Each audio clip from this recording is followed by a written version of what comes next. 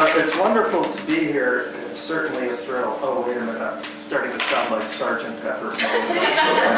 No, honestly, it is truly an honor to be here. And I've never been at RMIT, just as I was never at Melbourne. And I spoke at Bianca Falborn's class yesterday on this topic. So bear with me, Bianca, you've heard this before. But and that was a really incredible experience yesterday because the students asked some very important questions, and they pointed to gaps in the extant literature on rural violence against women and children that really need to be filled. And if these students are the future of Australian criminology, then we're in very, very good shape because they raised some very important points. I took note of them, and I hope they go on to do theses that address these gaps, some of which that I'm going to talk about today. And I do want to say that Megan talked about the other hat I wear, which is technology-facilitated abuse. And I first came across that term thanks to Nicola Henry, Anastasia Powell, Asher Flynn, Nancy Franks, and Claire McLinn. We had a wonderful event titled More Than Revenge Porn, which was held at Monash University. And it was very important to me because it changed my whole conceptualization of technology-facilitated abuse. So I want to thank you. And you know, it's rare in this day and age of neoliberalism where we can get together at seminars and conferences and exchange ideas and build on the work of others internationally. So I do greatly appreciate my trip in 2016 to Melbourne, and it really, I went back and started writing a whole bunch of stuff, and you know, I hope today that we can get some dialogue and discussion. I'm going to talk for about 35, maybe 40 minutes, and then we'll open it up for discussion. This area of violence against rural women, I have to say, is very international in scope.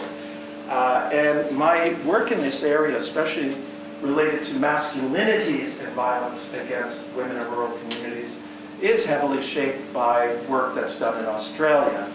There's some really interesting stuff on masculinities in rural communities, and of course there's good work on mining and issues related to gender in mining. Sarah Went's work, I don't think anyone could do or understand the extant literature of violence against rural women without reading Sarah Went's work. I was talking to Kate just before the event. A book that I think is just incredible from a methodological standpoint is Skye Saunders' Whispers from the Bush. I don't know if any of you read that, but it's the very first study, to the best of my knowledge, of the sexual harassment of Australian women in rural communities. In fact, I think it's the first study in the world of its kind, and the data are really important. They're policy relevant, but they're also relevant to Liz Kelly's continuum of sexual violence, which I think still stands the test of time. It truly does. So I want to answer these seemingly simple questions that are asked in this book, Violence Against Women and Children, Mapping the Terrain. What do we know? How do we know it? And what are the next steps? And this literature is exploding. Basically, violence against women in rural communities research started in 1992 with Patricia Gagne's ethnographic study of woman battering in rural Kentucky. And then along came Neil Webstale's Rural Women Battering and the Criminal Justice System and an ethnography. And there really wasn't much outside of that. And then at the start of the last decade, we started to see an explosion of research. And what's interesting is, unlike other types of violence against women studies, especially in the United States, which is the land of abstracted empiricism, feminist inquiry drives the bulk of the vast majority of the studies of violence against rural women around the world. And so the feminist inquiry started not with a critique of mainstream research, but started by actively going out and gathering the data and theorizing the issue. I do want to emphasize, I feel very comfortable critiquing US work because I'm a Canadian, and I have to say this all the time, especially in this current political economic era. Things just seem to be getting worse by the day. You hear people, progressives throughout the country saying, I can't watch the news anymore. And many people truly act accordingly. They don't read the news, they don't watch the news. They're just so beaten down and demoralized every day. And it's very discouraging. So it's nice for me to escape for a week. Anyway, so we have an explosion of research. And first I want to provide a critique because still to this day, less so in Australia, I really do enjoy watching ABC. It's one of my favorite channels. By the way, an excellent documentary last night. I don't know if you saw it about universities. Did anyone see it? Wasn't it good? Yes. The same thing is happening in the United States. Exactly the same thing. They're just hungry for foreign students where they can charge them double the tuition, and they're inadequately prepared, and they're left to, left on their own. The same issue. So I was watching last night.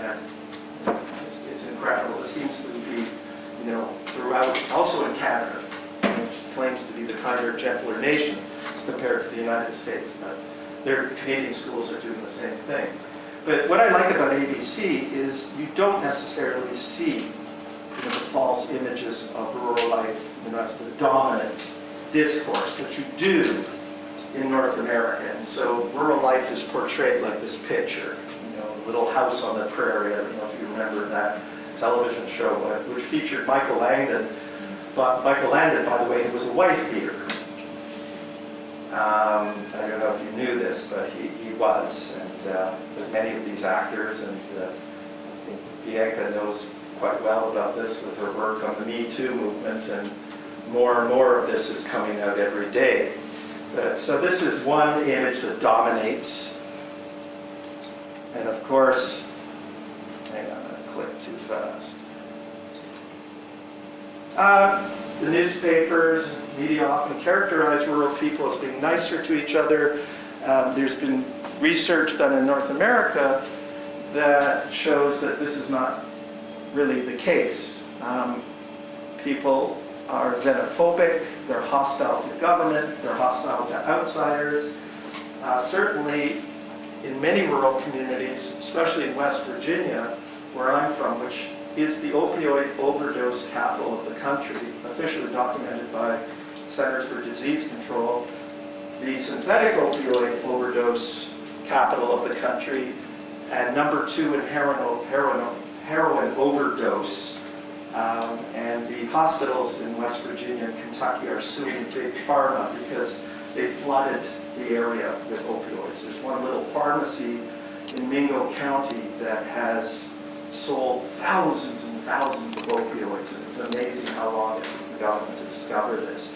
And by the way, I'm saying this because in those communities, they're really hostile to outsiders because they perceive you as being the FBI or other types of law enforcement. And related, I'd like to see some research being done on how many opioid or heroin addicted people are getting their partners addicted as a means of control. This is something that warrants very, very careful scrutiny in the future. We're seeing more and more of this, well, at least the practitioners are, emergency response units are.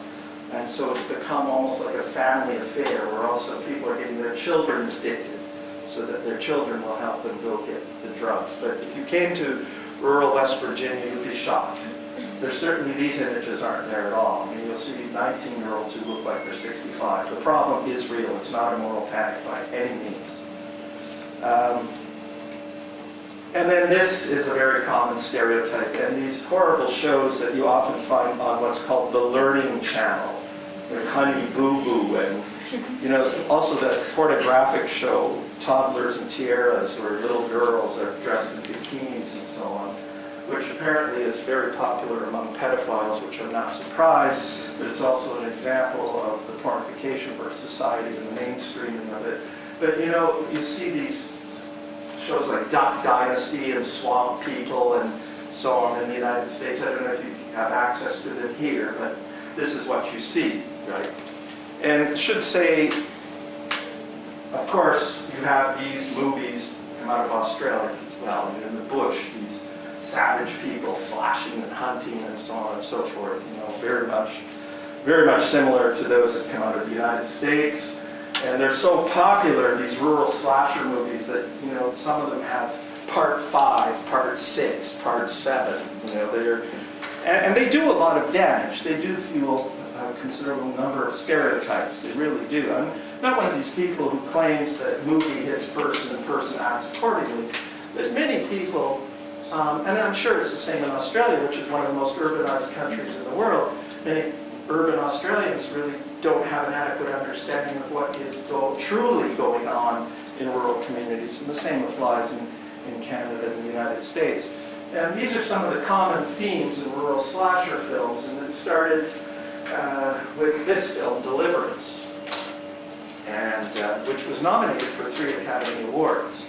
And you get these bourgeois businessmen going on some trip, in rural Georgia, and then they encounter this little boy, and that's where that song. And there's a terrible shirt that's being sold throughout the United States. Paddle faster, I hear banjos.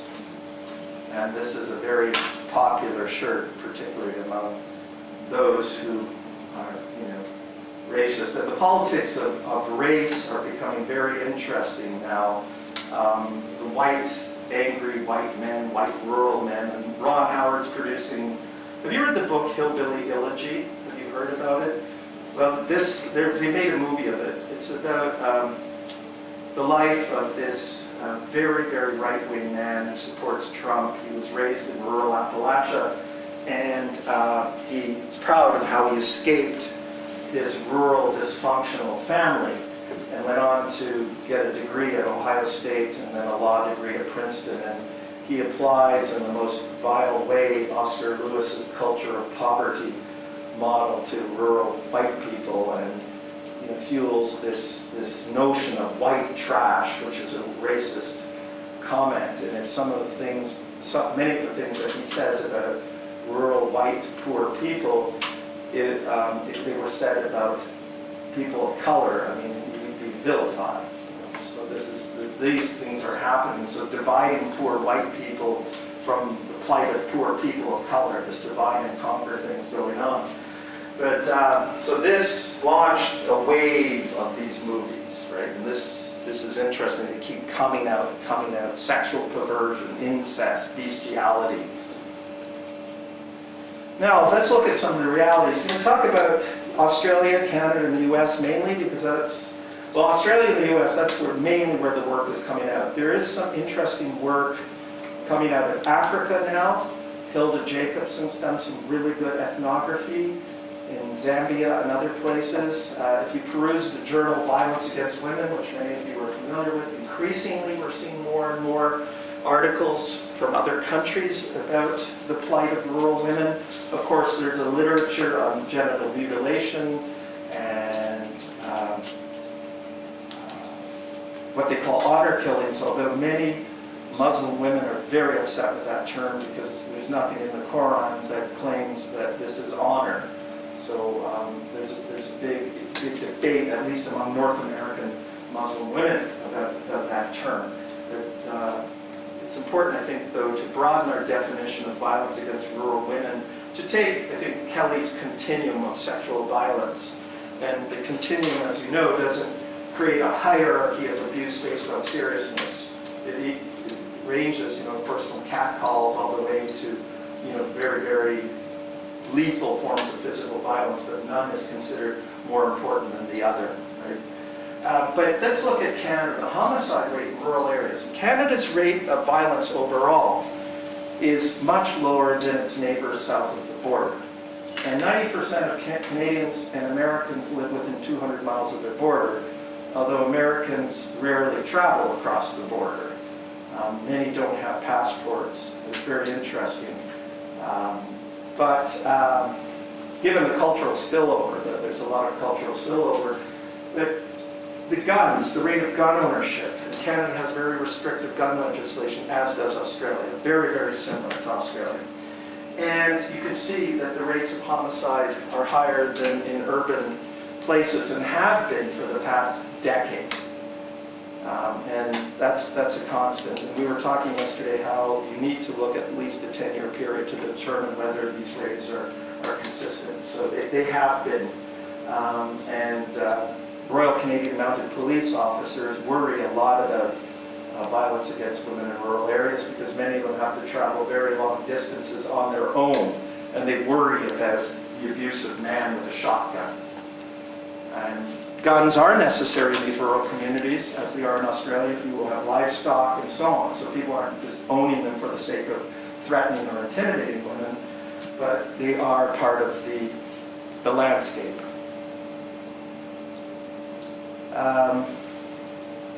So, getting back to these images, they're portrayed, especially in North America, as hardened grandmothers or in that way. There is an exception. This film I really do like, and I show my students. I teach a rural criminology class. Has anyone seen this film, Country? It's very moving. Well, you've seen it. What do you think of it? Oh, it's been a while. Okay. But just what you recall. I mean, I don't describe the plot or anything, but did you find it kind of moving or? Yeah, I found it moving. Yeah, it is very moving. I mean, Jessica Lange's a wonderful actress to begin with, but the context in which this film takes place was real. It was during 1980s when farms were being possessed by big banks. And of course, Willie Nelson and Neil Young and John Cougar Mellencamp had these festivals to try to farm aid, they were called, to try to raise money for farmers. And in this film, there's Sam Shepard, her partner, and her child there. They were partners in real life. Great playwright as well as actor. And they're going to lose their farm as well as their neighbors. The neighbors are going to lose the farm. And Sam Shepard is so devastated by this. He's a good man. He's not violent, he's not patriarchal, but he turns to the drink. And he starts drinking and hiding in the barn and everything. And so she takes over, right? She takes leadership in her community and organizes the community, and they fight against these corporate elites that want to destroy legacies of family work. Beautiful film. Just wonderful to get a chance to see it.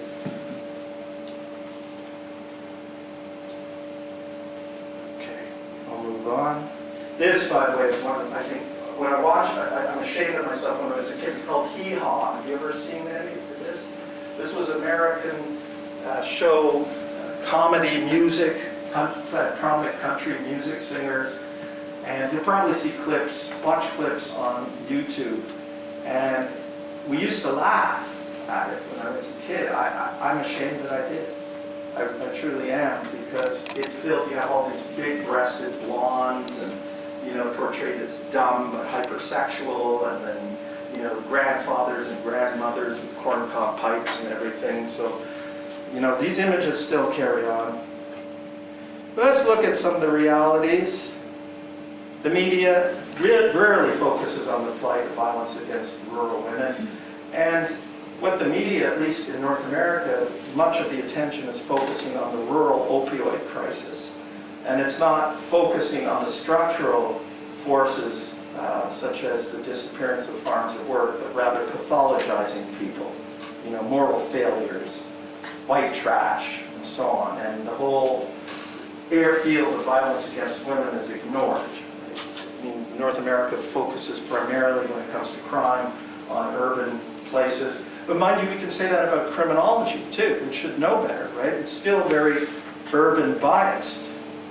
Very urban biased. And in fact, prior to feminism entering the terrain of rural criminology was dominated by place-based theories, which were designed to explain crime and social control in urban areas, like social disorganization theory or collective efficacy theory.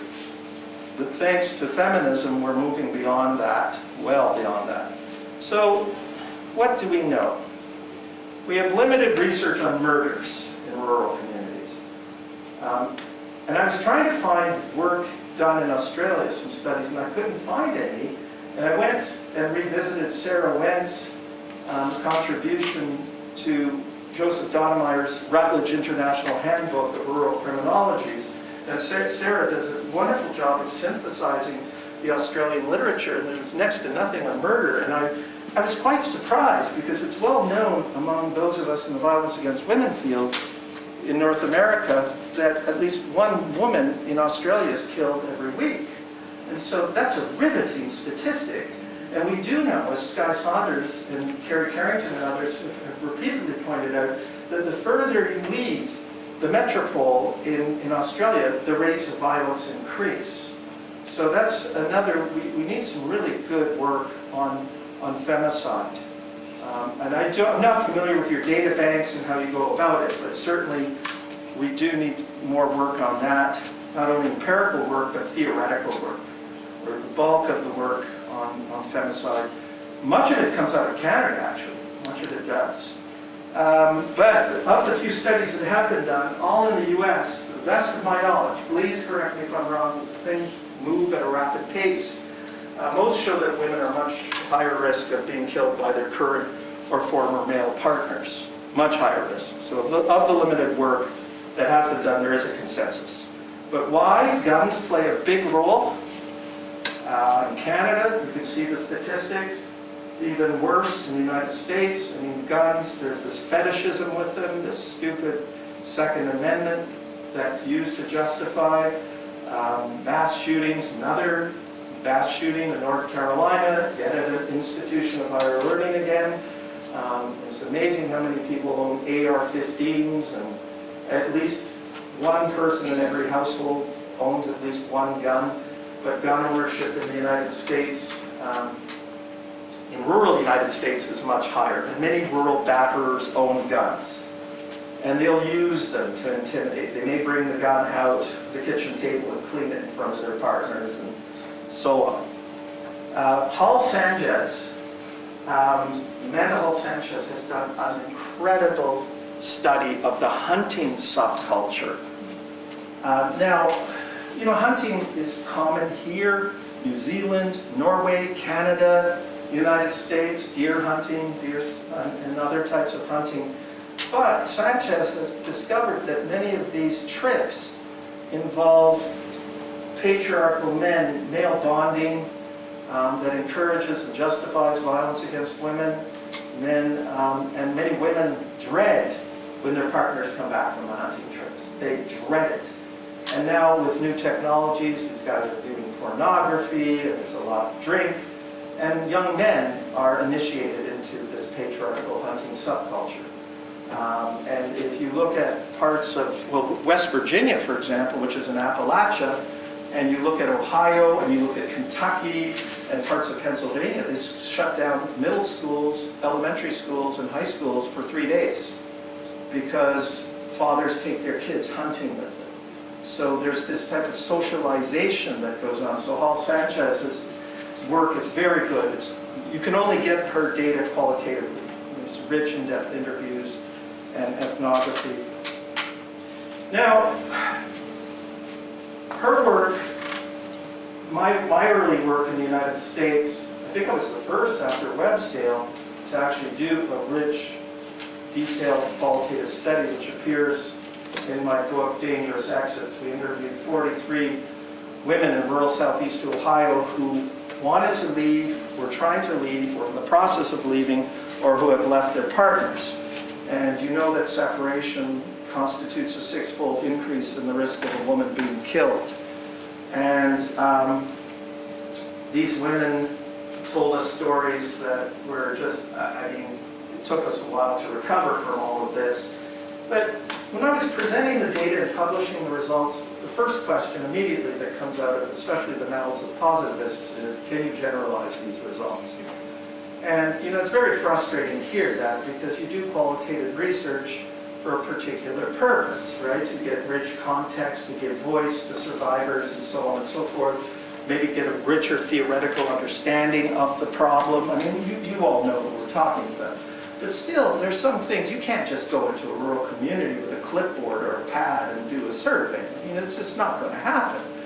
But I was lucky, so Callie Renison, Molly Dragowitz, who's now at Griffiths, moved from QUT to Griffiths, she and I met with Callie, who we call the queen of the National Crime Victimization Survey, which is the second oldest survey in the United States. The oldest is the census.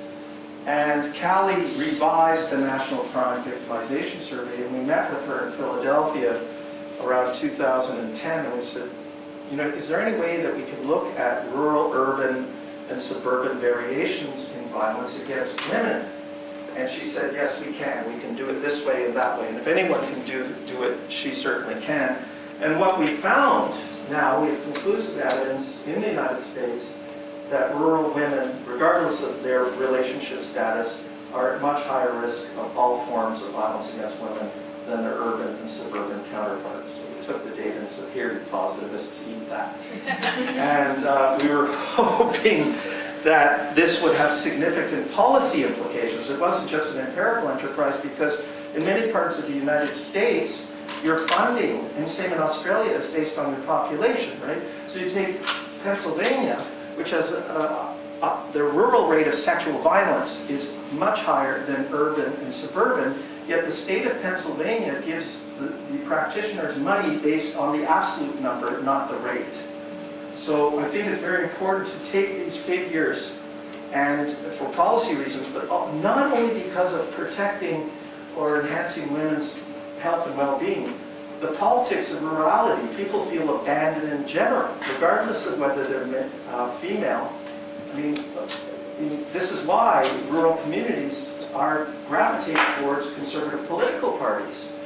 You take Hillary, who called people deplorables. And you know, many politicians just don't go into the rural areas. They feel it's not worth their time. And so look what's happening. Separated divorced women report higher rates, but this, using the NCDS, but this applies to all relationship status variations. The rates are higher. Why? Why are rural women at higher risk? But you know, there's something interesting. You can say all battered women, regardless of where they live, share commonalities. They certainly do. But I think rural women all over the world share more commonalities than urban and suburban. I've come to that conclusion. I'm not saying I'm right, but look, we could talk about Buenos Aires, we could talk about the Outback, we could talk about Northern Ontario, we could talk about rural parts of China.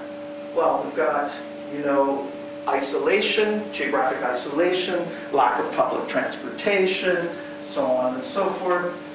There are a lot of things that are in common. And there is a rural patriarchy. Right? And if we look at the World Health Organization study, one of the few international studies, cross-cultural, that has examined rural, because they looked at rural and urban, and you find actually separated and divorced women in rural communities are at higher risk. But anyway, in the United States, gun ownership, peer support, attachments to male peers, and the resources they provide that encourage and justify violence against women. I developed that concept of male peer support and applied it and tested it with college students, but it's right there in rural areas. Just as potent, just as influential. They have higher levels of the adherence to the ideology of familial patriarchy. Conservative areas, as we know, I mean, rural areas are more conservative. And there is a more stricter gendered hierarchy than you do find in urban places. There is patriarchy in urban places, of course, and patriarchy is a variable, but you have higher rates. And then, of course, what you would call in Australia mateship norms. You know, we say things as old boys network, right, consisting of criminal justice officials and batterers. So in rural communities, you take in West Virginia, the sheriff is elected, which I find very problematic. So you have different levels of policing: the state police, the local police, and the sheriff. The sheriff's elected. So the sheriff will, you know, go be friends with these batterers. The judge may be, because the judge is elected. a district attorney is elected, right? And so you can imagine, hey, Joe, yeah, you better toe the line. You're not getting my vote. Yeah, so I hear once in a while, she needs it. Things like this. Or you may be coaching the little boys' soccer team or something to this effect. So this tends to maintain that hierarchy and makes it very difficult to escape. And a wider acceptance of woman abuse in rural communities, and we have research showing that. I looked at I was asked, I had the privilege of being one of the reviewers of the Australian Its Attitudes survey, right? And I didn't see that much. It was about rural in there, but I would anticipate that's probably greater acceptance. I can't remember all these big volumes I had to go through. Interesting work. From my qualitative study, you can see what the communities, gives you some sense of the 43 women, what they talked about their communities. We asked them a lot about that. And they said it's a big problem. And someone said, well, of course they're going to say it's a big problem because they're survivors of this. Well, in rural communities, most people know each other. Most people know the brand of toilet paper that you buy. Of course, many communities, people may be scattered by distance. They may come together maybe on a Sunday for church, or maybe use their place of worship as a community center for events, but they tend to know each other. And the rates, of violence are so high that it's not surprising.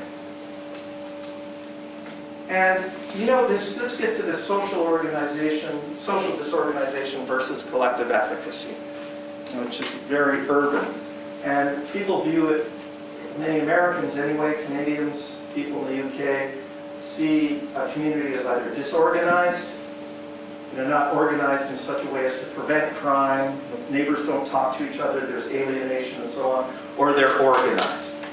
What we find in rural areas, and Joe certainly found this out in Armadale, is that communities may be organized to prevent public forms of violence, say vandalism of farms and so on, but simultaneously organized to put women in their place, to maintain violence against them. And so this is something that it needs to be examined too. Just because people are willing to work with each other to prevent drugs from coming into their community or farms from being vandalized does not mean that they're not facilitating other types of crimes, including violence against women. This is one of the best ethnographies you can possibly imagine. Now, Skye Saunders' work is truly incredible too. My book's filled with margin notes and the pages are dog-eared. It's just innovative, very innovative work. But this too is really, if you want to read an excellent book and get some methodological feel, he's a feminist scholar. And he's head of the National Domestic Violence Fatality Review Team. He's done some excellent work on femicide. Fewer social support resources. Here's some more risk factors. We've talked about this. Now, pornography, which is something a few people in this room know well about, not as consumers, but as researchers. We're finding that, what is rural, right? In the literature, regardless of whether you're a rural criminologist, you could be a rural social scientist, you could be a rural urban, not a rural urban planner, but a rural planner. What is rural? What is rural now? Right? Boundaries are blurred, cultural boundaries, especially with new technologies. But we're seeing Canadian research showing that rural boys consume pornography more than urban boys. And this is quite disturbing because we know the average age of, say, an American boy now, the research is coming out showing that the average age is 8. It moved from 11 to 8. Nicola, have you seen that new website, not website, but listserv a bunch of us are on? It's a public health site where all the pornography researchers are sharing. Oh, it's great. I'll have to share it with you because people are sharing articles and so on, and the stuff that's coming out of other disciplines that we probably wouldn't know about, it's coming out of health and so on, but 8 years old. And so if you have no other forces to challenge, urban boys are doing this too, but if you're in a remote rural area, and that's your only real exposure to women, that's really troubling, right? Because now you think about it, at least in urban areas, say Melbourne, there'll be other images of women, and you'll be interacting with women more frequently and young girls. So this is, and today's pornography is very violent, it's very racist, but I'm not exaggerating. And if you go to, we were kind of joking about this, we had to, a bit of dark humor yesterday to be on this class, sometimes you have to have that to get through this. But a student went to Pornhub to look at what's popular. Pornhub is like, porn today is free, all of it, right? You can go to Pornhub and look at what's popular, and it seems to be more and more violent, and pornographers are saying they don't know how much higher they can up the ante. Gail Dines was telling me she's one of the most prominent figures in the field, that she interviewed a pornographer and he allowed her to come on the set, and while she was talking to him, there was a woman kneeling in a coffin being anally penetrated. And you know, we would think that these things are really like so off the wall, but that's the norm now. That's the norm. You know, and Anna Bridges' work is very good. She's now done another version of her famous study in the journal Violence Against Women, which showing that, you know, the bulk of the most popular porn videos involve slapping, hair pulling, choking, painful anal penetration. So this is very, very scary. And Dr. Hall Sanchez and I have done rich in-depth interviews showing that porn is very strongly associated with violence against rural women. Theoretically, what do we know? The good news from a feminist standpoint is that the violence against rural women literature emphasizes gender very much. I mean, just from the get-go when it started. And that's rare because in criminology and in sociology, much of feminist work started years ago with a critique of mainstream ways of knowing. Within the realm of rural violence against women, it wasn't that way. There was no, because there was nothing there, really. So the people who pioneered it were feminists. They went out and listened to the voices of the women. And they did some really incredible stuff. So that was the launching pad, which, how often do we see that in any social scientific field of inquiry? Correct me if I'm wrong, it's pretty rare, I think. So that I think that's something to say. More recent theoretical developments include the crafting of integrated theories, that include the emphasis on broader patriarchal forces, male peer support. I've done, at the risk of sounding self-serving, a number of theoretical pieces in the area of rural violence against women. But we need, where do we go now? And hopefully we'll get more people filling in these gaps. Most of the data come from women. Now, is that a critique? No, it's not a critique. I mean, who knows more about violence against women than survivors, right? And listening to their voices, it's not just a question, I'll be politically correct and listen to your voice. You've got to give voice in a meaningful, significant, sincere way. However, we also need men, not as survivors, unless we're looking at, say, child sexual abuse, but what drives them to do this? Now, back in the late 70s and early 80s, when violence against women research, especially the survey work, was going on in North America, we were administering self-report surveys to men and getting some really interesting information. Actually, that's how I started in the area of male peer support. I crafted a theory, operationalized it, and then administered self-report surveys. And we tested feminist theories about the ideology of familial patriarchy, quantified an adherence to the ideology of familial patriarchy. Men told us about their networks and so on. We need that. I mean, there's a conspicuous shortage of this. So it would be great to do some good rural ethnography. WebScale has some male data in there, but we need more. We need more quantitative and qualitative data, definitely. Mentioned this. Now, this doesn't necessarily apply to Australia because there's a rich body of research on the plight of Aboriginal peoples. Canada too, although much of the Canadian work comes from official statistics. Okay, much of it does. And Canadians, you know, the funding is not great. You think your country's funding is bad, but we're still recovering from Stephen Harper, who doesn't have the personality of Trump, but certainly, driven by similar politics, and we're recovering from that. And frankly, Trudeau isn't much better if you've been following what he did to the Aboriginal Attorney General. First time in Canadian history, we had an Aboriginal woman appointed as the most powerful lawyer in the country, and she wanted to severely prosecute an engineering company in Quebec that bribed Gaddafi to get a contract, and Gaddafi in Libya, and the Prime Minister's office pressuring her to deal with it in a more informal way, because Quebec, you can't win Canada without winning Quebec. And she refused. She was very principled, and so what he did in all his great wisdom was transfer her, take her out of that role, and put her as the Cabinet Minister of Indian Affairs, which is one of the worst things you could possibly do, most insulting, hurtful, cruel things, because she said to him, well, how dare you even consider this, because I've been fighting the Indian Act all my life. And this was an act that oppressed, to say the least, Aboriginal people. And then, of course, we have a Royal Commission. Whenever there's a crisis in a Commonwealth country, let's have a commission. And then you interview a bunch of people, and you put it on a shelf, and you check the box, right? This is very common in Canada. And the Royal Commission on the disappearance of 500 Aboriginal women, they can't seem to keep a director of the commission.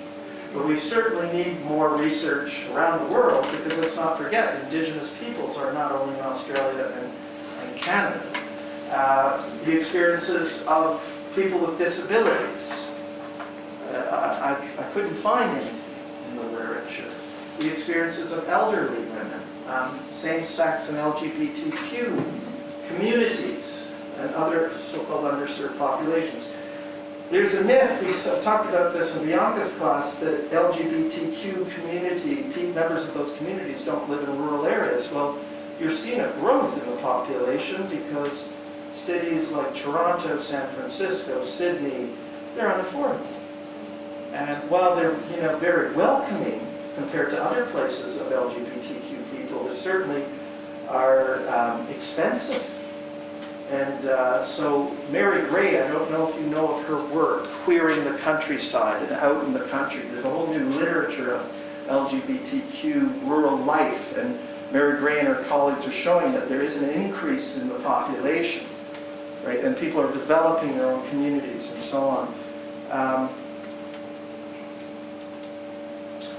Pornography and violence against rural women.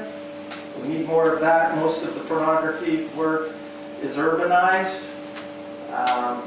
You can download some of my work with Dr. Hall Sanchez from my ResearchGate site, or academia.edu.